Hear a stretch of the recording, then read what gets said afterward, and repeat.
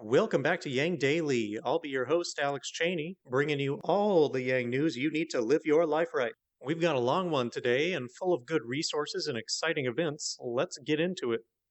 Yang will be joining Biden for a virtual brunch this Friday to discuss small business owners and gig workers. It seems Biden is leaning into Yang lately. Hopefully, that's because he's actually valuing Yang's opinion rather than just pandering to the Yang Gang. It sure would be nice if he'd adopt some freaking policies, though. I mean, honestly, if you can't sign on to UBI, at least take data rights or democracy dollars or ranked choice voting or the American scorecard for crying out loud. Every candidate should be stealing the American scorecard. It's a no-brainer, but then so are our politicians. Anyway, it's not clear yet where to go to view it. Hopefully more info will come out before the event. The Guardian put out an article on essential workers protesting their treatment on the job as corporations disregard basic precautions in the workplace. Employees are being asked to put their lives and the lives of their family on the line, and some employers won't even allow basic precautions like masks or distancing. Another article cited a poll of 800 workers at McDonald's, which found that 42% had been ordered not to wear masks or gloves on the job, and 46% had gone into work sick because they feared retribution for staying home. Not only are most of these people being forced to work in dangerous environments, exposing themselves, their families, and customers because it's their only way to feed their family, but then they're also put under further unnecessary threat so that a CEO can squeeze out a few bucks on efficiency. It's inexcusable. Equally bad is that instead of helping these people with a UBI, the Trump administration wants to block them from having a voice in the courts by making their abusers immune from lawsuits. How does anyone justify this? Labor leaders need to join the fight for UBI as well. No regulations or minimum wage are ever going to remove an employer's fundamental leverage over their workers. The only way employees will ever be free of exploitation is when they have the financial freedom to walk away from any job without falling into poverty. And Trump and Republican lawmakers need to get on board yesterday, if not for their conscience, then for the economy and for the election. No one is going to vote you out over the deficit. They damn well will vote you out if you plunge us into a prolonged depression and sacrifice the working class on the altar of corporatism. Another article came out claiming that a poll from one poll found 82% of Americans approve of monthly stimulus checks for the duration of the crisis. Also, that 74% of Republicans and 84% of Democrats support universal health care. I don't doubt the former, at least, since it tracks with other recent polls, but I haven't been able to find the actual poll yet. I'll look more for it tomorrow and get back to you on the details. Income Movement is putting out the call for volunteers in this vital time to help the fight for UBI. If you have the time to spare, this is an incredible organization that has done fantastic work for the UBI movement. Please check out the link below and find out how you can help them make your mark on history. Scott and Giselle Huff have expanded their UBI trial timeline to trials the world over, and it's totally awesome. This is absolutely a resource everyone should bookmark and refer people to. It lays out all the data in an easy access format. It'll probably be helpful for your own education as well. Check it out. I just read an article I've been meaning to get around to for a while, one of hundreds in the pile, and I can't recommend this one enough. It explains why we need UBI to restore quality of life, revive GDP growth, and prevent recessions caused by debt bubbles. It goes over how wages have been eroding, the state of the economy, how consumers are suffering lack of income, how that has led to a demand constraint on GDP, how UBI can fill the gap without causing inflation, and so on. A lot of good data too, like GDP is 10% below the 2006 trend line due to lack of consumption, meaning it's growing much more slowly than it should be, because people don't have enough money to buy the products.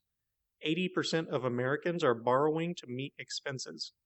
The average American's gap between disposable income and cost of living has grown to negative $15,000, and it has a great graph of that going back to the 50s, which shows how it turned from positive to negative in the 80s and kept right on dropping. Oh, and China has grown their money supply by 1,800% over the past 2 decades, with no increase in inflation. which pretty much hardcore debunks the inflation argument altogether, harder than anything I can think of. It's a really great resource. Highly recommend you bookmark the article and refer people to it when they think the economy's fine, or think UBI isn't the solution, or think it will cause inflation. Yang gave a shout out to an awesome new organization that he himself inspired, which connects donors with people in need through personal networks to provide $1,000 a month for 3 months. We can certainly use more of that in the world. Would be great if the federal government would join up. You can also sign up to be a donor or a recipient. Clearly, Klobuchar and Booker were not listening to Yang's stump speech during the campaign, because they just came out with a bill to give $4,000 to people who lost their job to COVID, but it could only be used for skills training such as apprenticeships, certificates, and 2 to 4 year programs.